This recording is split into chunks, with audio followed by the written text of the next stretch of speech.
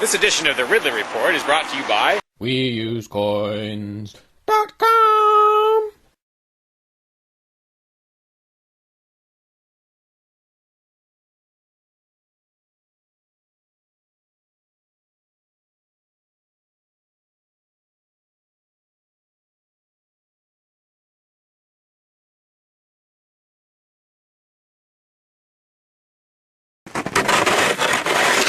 When I was out there a couple years ago, I tried to do a video, I got rid of some of the ice and did a little video about it, suggesting maybe that I shouldn't be the only one.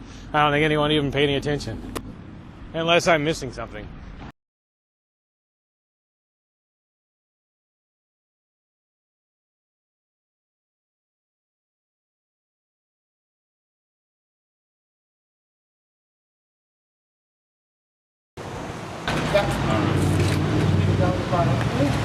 Yeah, Free Staters are always saying more Mayberry, less Fallujah. I'd like to say more Mayberry, less Move.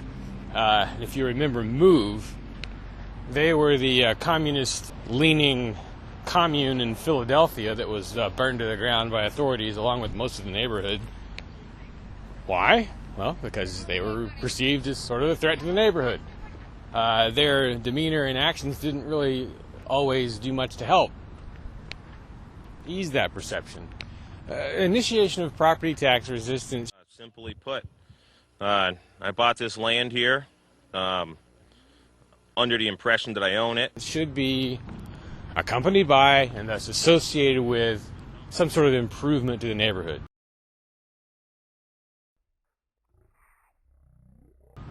I mean, if you so much as sit on the porch at the CAC and have a conversation, there's a pretty good chance you're going to disturb some neighbors because they're that close.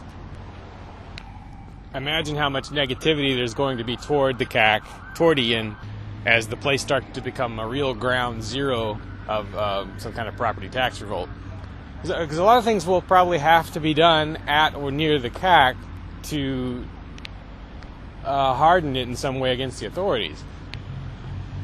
Once that 3-year mark is crossed and the place can be seized, there's going to have to be quite a few people there at all times so that when they come for it, the maximum stink can be raised. But again, it's in such a residential neighborhood that the stink is going to be a double-edged sword. My expectation would be that on the day they come for the house, the authorities will impose... Well, actually, before they even take it, they may impose an exclusion zone, which bans any number of people from being at the house. On the day they take it, they will probably block roads leading to it.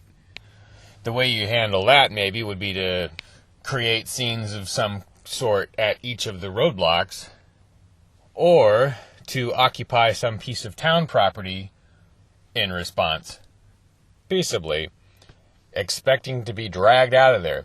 But the goal here, I think, probably should be not just to maximize publicity, everyone already knows that, but to trigger a sort of second or third phase in the property tax revolt, to inspire someone else to do the same thing, hopefully 10 or 15 someone else's.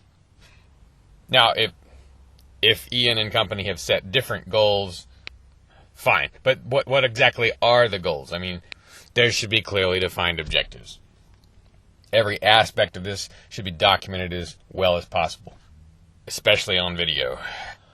What would be relatively ideal is if there were some situation that could be created where the free keeners, Lien, whoever, are able to broadcast live inside some ongoing situation. So would that require barricades of some kind? Would it require boarding up the windows?